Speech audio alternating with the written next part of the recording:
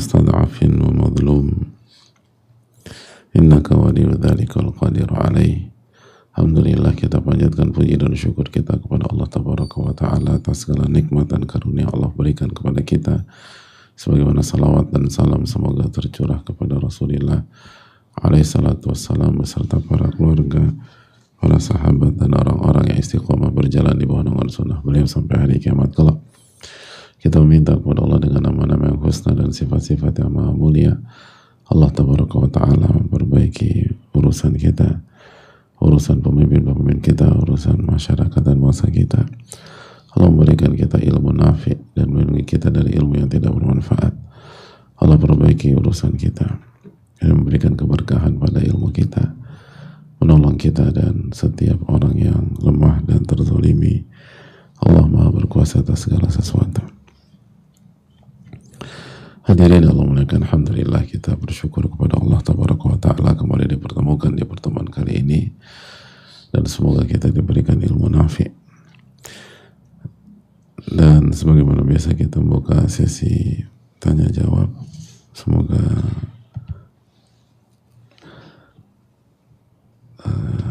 senantiasa diberikan keberkahan oleh Allah Tabaraka wa Ta'ala.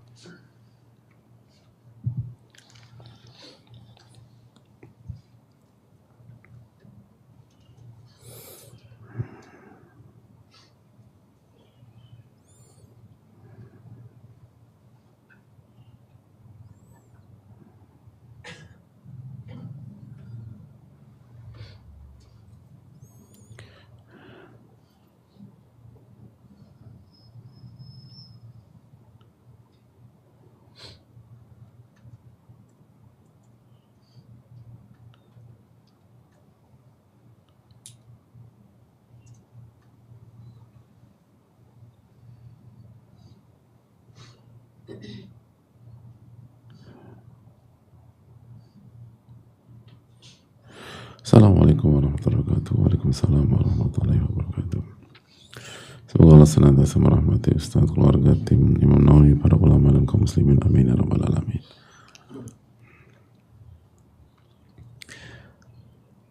Bagaimana cara agar seseorang lebih mudah bertawakal kepada Allah sehingga tidak terjerumus dalam overthinking atau merasa takut berlebih terhadap tugas-tugas dan ujian yang akan dihadapi? Syukran jazilan wa jazakum wa iyyakum.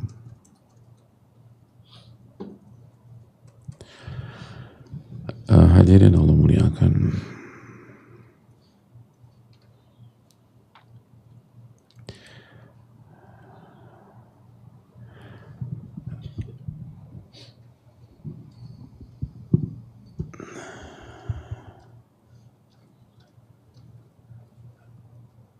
yang pertama, hadirin,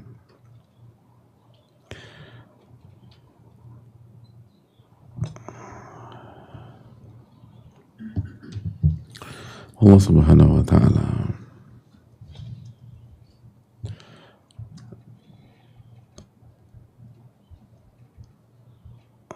berfirman di dalam Al-Quranul Karim tentang tawakal, wa tawakkal 'alal hayyil ladzi la yamut wasabbih bihamdihi wa kafa bihi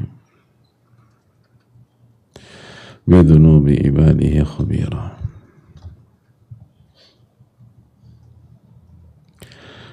Dalam surat Al-Furqan ayat 58 Allah berfirman, wa tawakkal 'alal hayyil ladzi la yamut, dan bergantunglah, bertawakallah kepada yang maha hidup,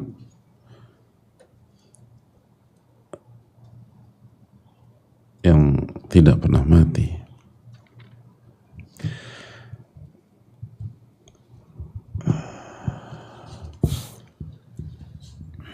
Ini menunjukkan bahwa kekuatan tawakal seseorang itu ditentukan oleh keyakinannya terhadap nama dan sifat Allah Tabaraka wa Ta'ala.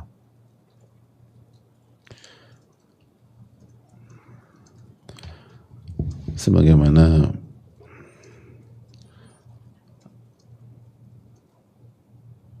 hubungan horizontal di antara manusia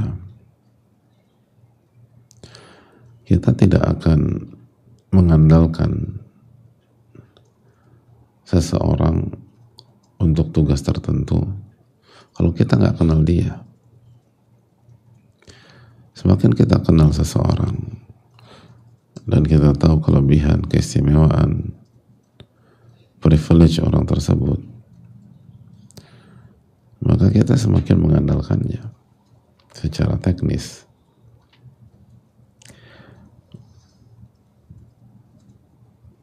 Dan begitulah cara berpikir dan pola kehidupan. Bagaimana kita menggantungkan sesuatu ke pihak yang kita tidak kenal, yang kita tidak mengerti siapa dia, dan kita tidak tahu track recordnya, dan kita tidak punya data tentang dia. Nggak mungkin. Ketika kita tahu track recordnya oke, maka kita akan mengandalkan pihak tersebut.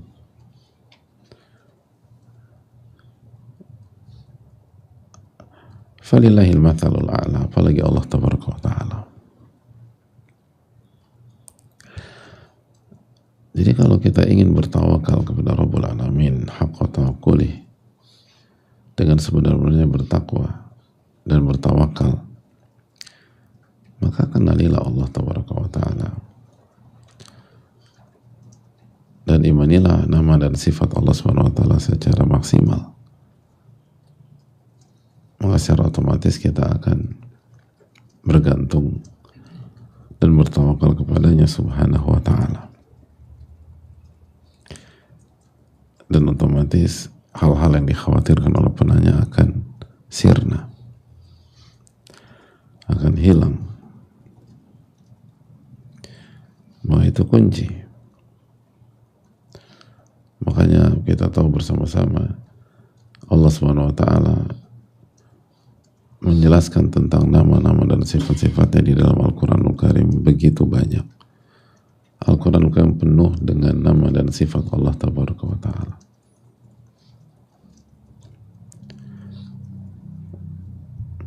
Karena itu adalah kebutuhan pokok jiwa seseorang hamba. Bagaimana hamba bisa bergantung kepada Allah kalau hamba tidak mengenal Allah Tabaraka wa ta'ala? Itu poin yang perlu kita camkan, dan banyak doa kepada Allah, dan harus dimulai dan dicoba. Allah ta'ala alam bisawab.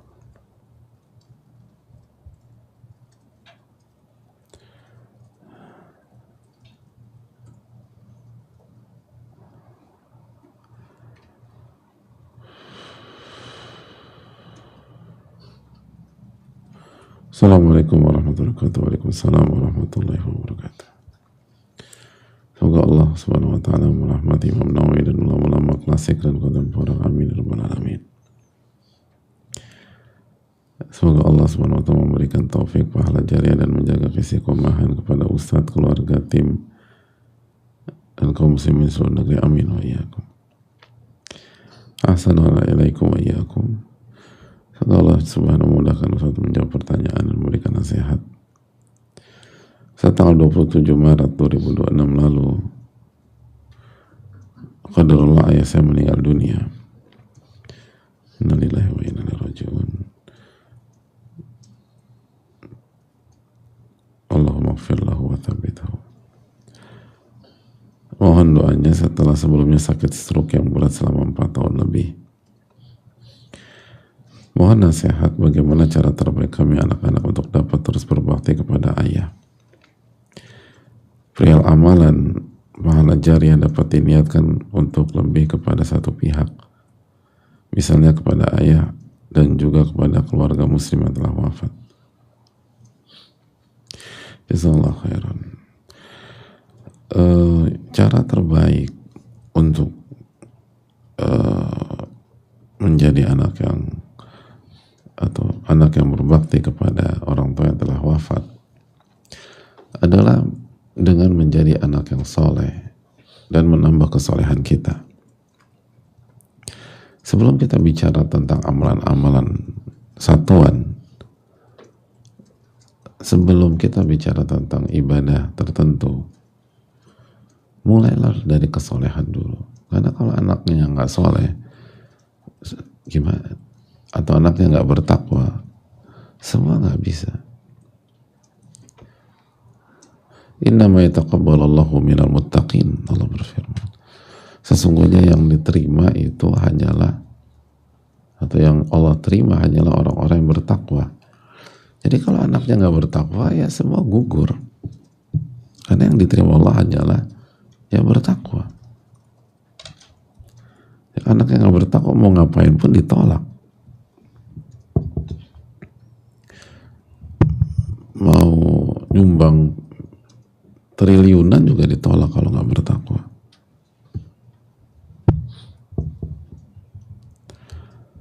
Jadi mulai dari hal dasar dulu. Bertakwa kepada Allah Subhanahu wa taala. Innama yataqabbalullahu minal muttaqin. Itu yang Allah firmankan dalam surat Al-Maidah 27. Yang Allah terima hanya dari orang-orang yang bertakwa.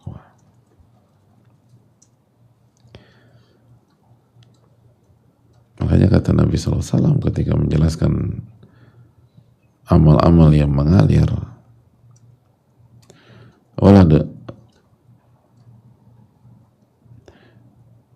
waladun saleh yad'ulah, anak yang soleh yang mendoakan orang tuanya, anak yang soleh, anak yang bertakwa. Jadi sebelum Allah atau sebelum Nabi SAW menyebutkan doa, Nabi SAW menyebutkan kesolehan terlebih dahulu. Anak yang soleh yang mendoakan orang tuanya. Jadi bukan setiap anak yang mendoakan orang tua, anak yang soleh yang mendoakan orang tuanya. Jadi sebelum Allah menjelaskan sifat berdoa dan suka berdoa, Allah ketika Nabi SAW sebelum Nabi SAW menjelaskan sifat berdoa, Nabi SAW menjelaskan sifat kesolehan, anak yang soleh yang mendoakan orang tuanya. Jadi sebelum bicara panjang lebar ke kanan dan ke kiri,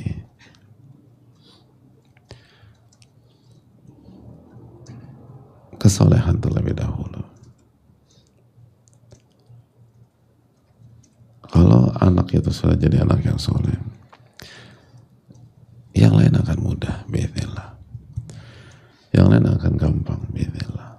Tapi kalau anak udah gak soleh, udah berat. Itu hal yang perlu kita camkan bersama-sama.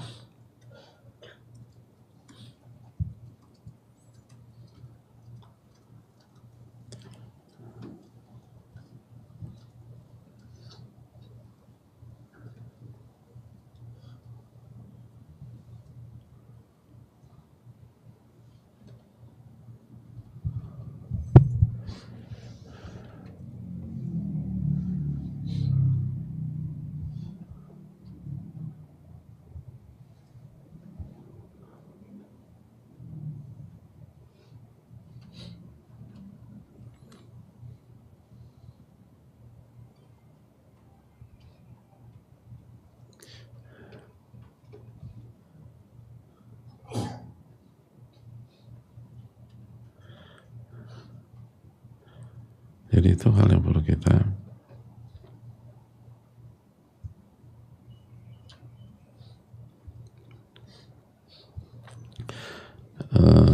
camkan bersama-sama. Lalu habis itu pelajari amal-amal yang pahalanya sampai ke atau bisa kita berikan kepada orang tua. Tapi yang perlu kita camkan bahwa setiap amal ibadah anak yang diterima itu dijelaskan sebagian para ulama sampai ke orang tua. Makanya harus takwa dulu. Karena hadits waladun saleh yad'ulah, anak yang soleh mendoakan orang tuanya. Doa di dalam doa dalam hadis ini dijelaskan sebagian para ulama adalah sampel, sebagaimana dijelaskan oleh Syekh Ibnu Utsaimin rahimahullah dan para ulama yang lain. Artinya setiap ibadah yang dikerjakan oleh anak yang bertakwa, maka pahalanya sampai ke orang tua. Pahalanya sampai ke orang tua. Makanya awalnya, dasarnya jadi anak yang soleh terlebih dahulu.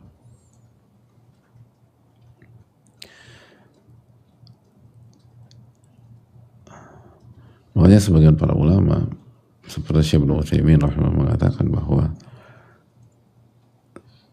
hukum asalnya seseorang beramal untuk dirinya sendiri dan tidak meniatkan untuk pada dasarnya ke orang tua. Kenapa? Karena kalau anak orang tua, otomatis orang tua dapat. Karena anak itu hasil usaha orang tua.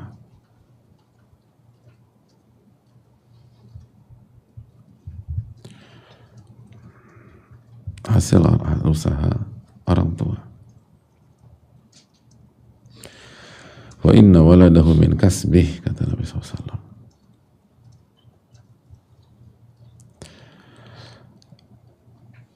Sesungguhnya anaknya adalah hasil usaha atau diantara hasil usaha orang tuanya atau dirinya. Maka secara umum dapat. Baru kalau ingin tambah lagi, misalnya bersedekah atas nama orang tua, maka diperbolehkan. Atau wakaf atas nama orang tua, maka diperbolehkan. Lalu jika orang tua belum haji, hajikan orang tua. Orang tua belum pernah umroh, umrohkan orang tua. Maka itu diantara amal-amal yang disyariatkan. Allah Ta'ala.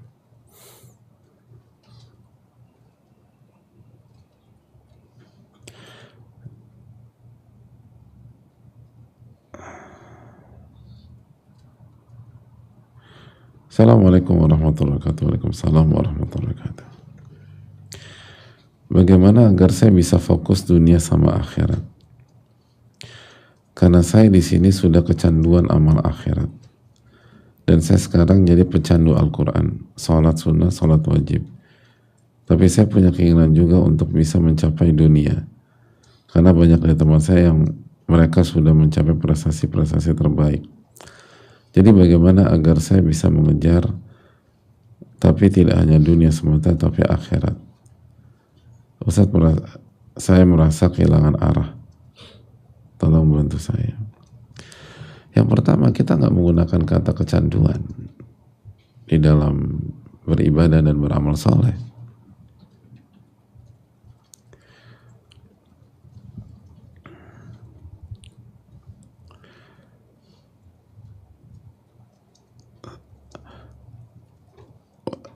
Jika kita ingin menggunakan kata itu, kita butuh,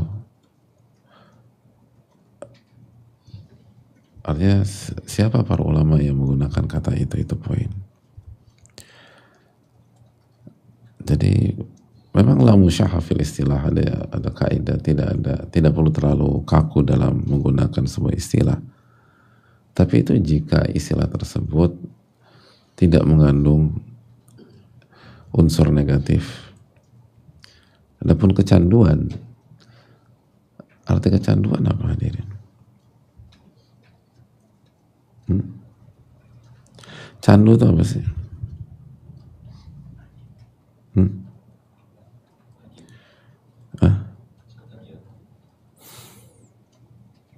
Candu itu kan awalnya getah, kering, pahit, yang berwarna coklat dan diambil dari sebuah buah, dari buah pepper namanya. Dan getah itu dari buah tersebut itu dapat mengurangi rasa ngeri, mengurangi rasa nyeri, dan membuat ngantuk, lalu menimbulkan rasa ketagihan bagi yang sering menggunakannya.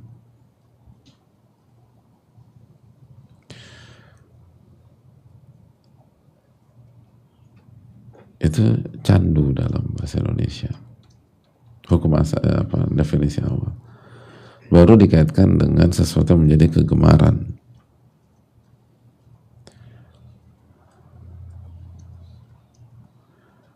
Makanya kecanduan dalam bahasa Indonesia itu kejangkitan terhadap kegemaran hingga lupa hal-hal lain. Hingga lupa hal-hal lain. Dan masyarakat Indonesia, baik yang buka kamus maupun yang tidak buka kamus, ketika bicara kecanduan, seringnya konotasi positif atau negatif? Negatif, bukan positif.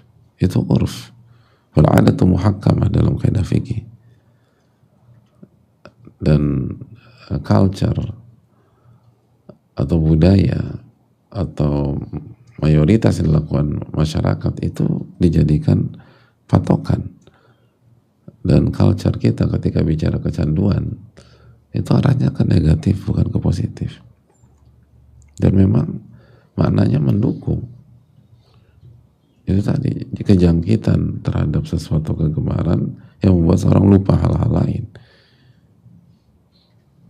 Dan itu nggak boleh diterapkan terhadap Al-Quran. Al-Quran nggak membuat kita lupa terhadap hal-hal lain. Justru kalau kita mendalami Al-Quran, kita justru jadi ingat terhadap hal-hal lain yang positif. Bahkan ingat terhadap hal-hal negatif untuk kita tinggalkan. Karena Al-Quran menjelaskan kita tentang neraka dan perbuatan-perbuatan yang memasukkan orang ke neraka. Makanya ini penting, jangan kita nggak boleh gampang menggunakan istilah sampai kita dudukan. Walaupun memang ada kaidah la musyahha fil istilah, tidak perlu terlalu kaku di dalam menggunakan istilah. Tapi catatan para ulama, jika istilahnya itu netral, jika istilahnya tidak ada konotasi negatif dan konteksnya masuk. Tapi kalau istilah itu digunakan untuk lebih kepada hal negatif dan maknanya memang demikian, arahnya demikian,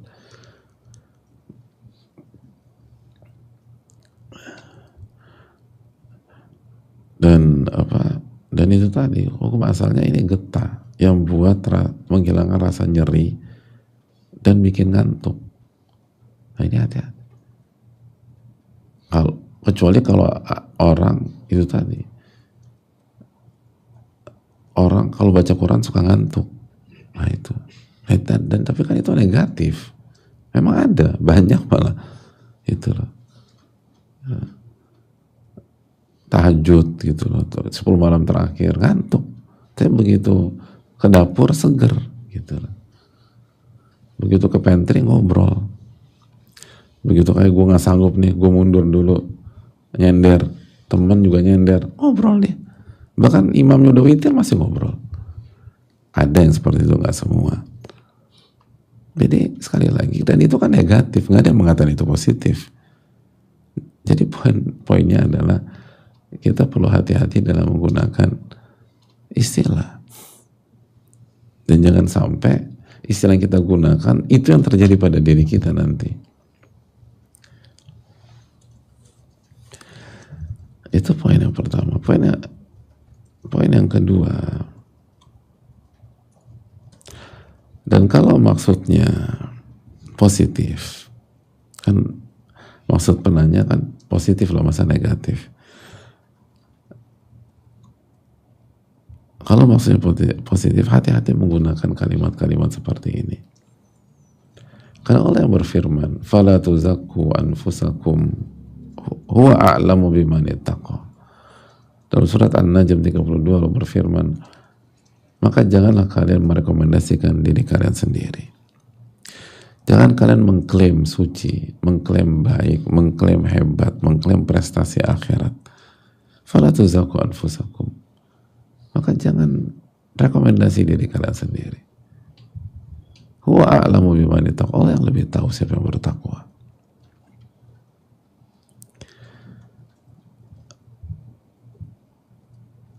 Ketika kita mengatakan misalnya saya tenggelam dalam kenikmatan Al-Quran, sholat dan seterusnya, itu kan klaim, dan itu merekomendasi diri sendiri. Karena hal-hal seperti itu nggak mudah dan butuh keimanan yang hebat, butuh ketakwaan yang tinggi.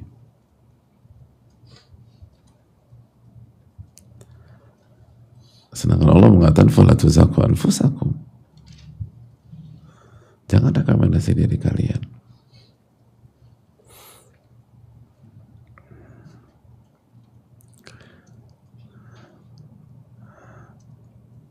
Itu poin. Dan akhir dari pertanyaan menunjukkan kita masih, artinya belum sampai tahap itu. Makanya kan akhir pertanyaan beliau, saya merasa kehilangan arah. Orang yang benar-benar tenggelam dalam kenikmatan Al-Quran, tenggelam dalam kenikmatan sholat, benar-benar menikmati, dan itu nggak akan kehilangan arah. Itu different level, itu advance, gitu. Kalau kita seperti kita yang masih kehilangan arah, itu belum sampai titik itu.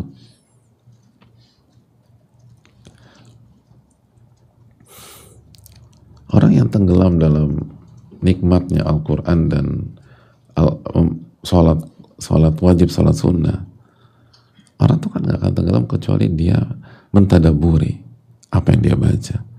Dan di antara yang dia baca misalnya surat Al-Fatihah, dan orang gak akan bisa mentadaburi dengan dalam kecuali dia paham. Maka orang-orang seperti itu orang-orang yang paham tafsir Al-Fatihah, lalu mentadaburi tafsir tersebut dan mengerti do's and don'ts, dan dia sudah jalani dan seterusnya, baru dia bisa sampai derajat tersebut. Kalau kita masih berusaha, kita masih merangkak. Makanya hati-hati dalam mengucapkan sesuatu tentang diri kita. Walaupun kita husnudzon kepada penanya, maksudnya nggak ke arah sana, tapi ini perlu diingatkan. Yang berikutnya, kalau seseorang ibadahnya benar, zahiran wa batina, secara zahir dan batin, secara zahir dan batin, dan dia menunaikan hak ibadah tersebut dengan tepat dan jitu, maka biiznillah dia akan mendapatkan dunia. Kalau dia beribadah secara utuh, ya, bukan secara parsial, dia sholat dan dia ngerti apa yang dimaksud dengan sholat, dan dia amalkan maknanya dan konsekuensinya, insya Allah dia akan dapatkan dunia.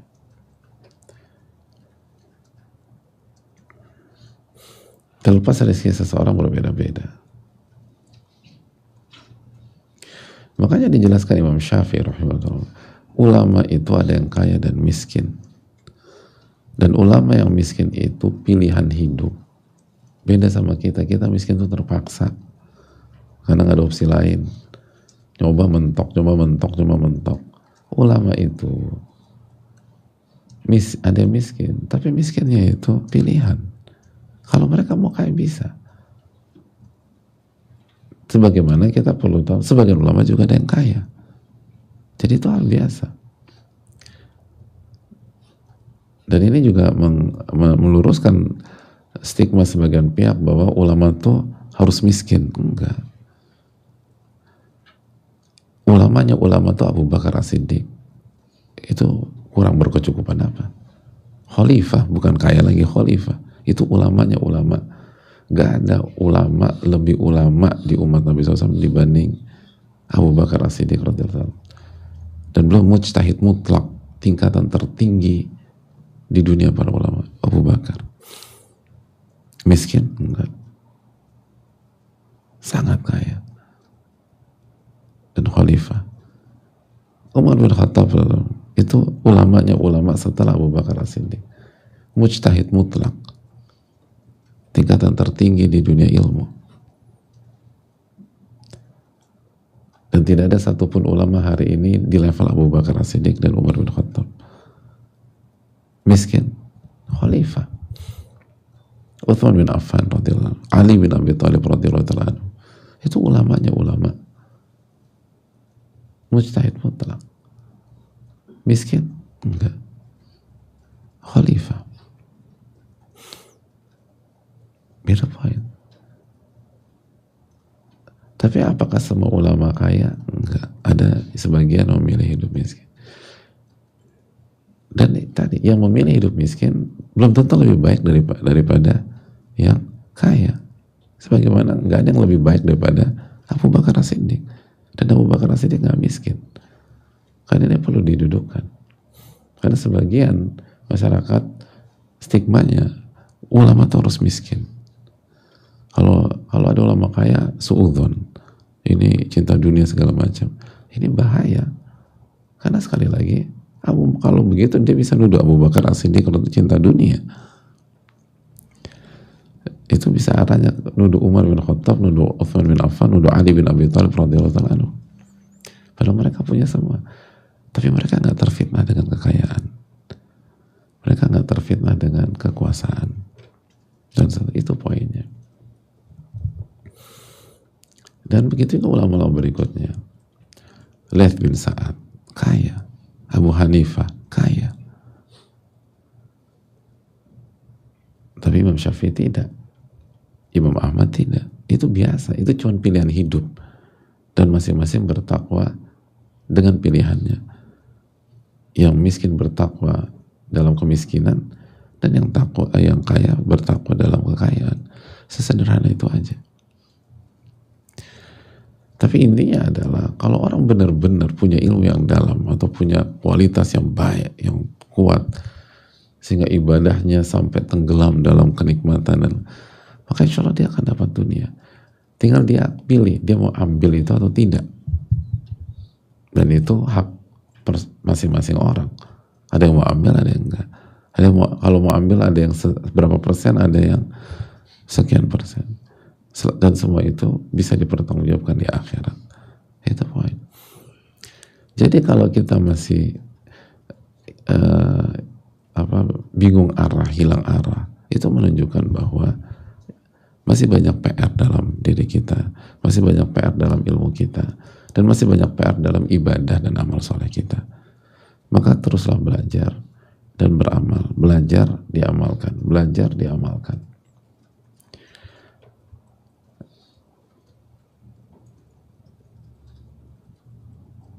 Perjalanan insya Allah masih panjang.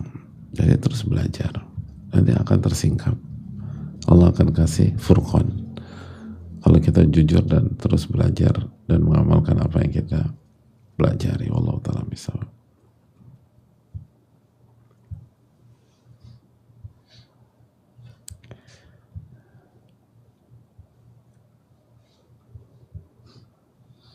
Saya rasa cukup sampai di sini. Semoga Allah memberikan taufik kepada kita, dan semoga Allah Subhanahu wa taala menerima amal ibadah kita. Subhanallah wa bihamdihi, la ilaha illa anta, astaghfiruka wa atubu ilaik. Assalamualaikum warahmatullahi wabarakatuh.